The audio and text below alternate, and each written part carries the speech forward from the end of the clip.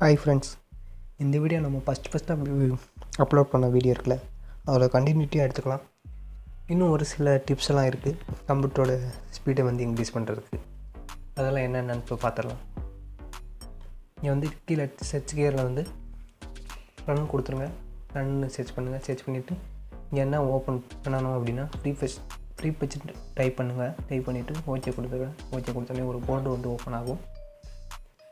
இந்த ஃபோல்டரில் இருக்க எல்லாத்தையும் செலக்ட் ஆள் கொடுத்துட்டு டெலீட் பண்ணிடுங்க. இதெல்லாம் டூப்ளிகேட்டாக இருக்கிற ஃபைல்ஸ். இது இருக்கிறதுனால நம்ம பிசியோட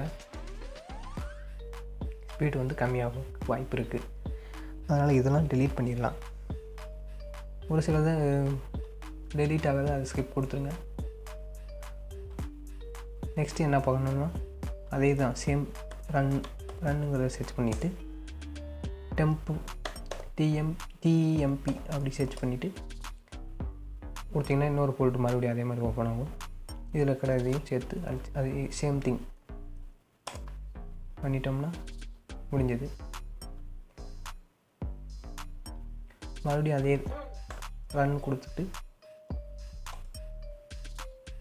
டெம்புக்கு முன்னாடி டிஎம்பிக்கு முன்னாடியும் பின்னாடியும் இந்த பெர்சன்டேஜ் அப்படின்றத கொடுத்துட்டு ஓகே கொடுத்தோம். இதில் வரதையும் டெலீட் பண்ணிடலாம்.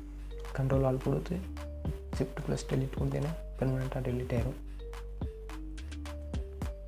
இங்கே பார்த்தீங்கன்னா 174 MB இருக்குது.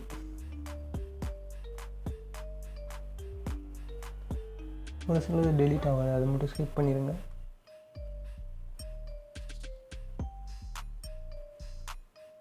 இதெல்லாம் பண்ணுறது மூலயமா நம்ம ஸ்பீடோட நம்ம பிசியோட ஸ்பீடை இன்க்ரீஸ் பண்ணிக்கலாம்.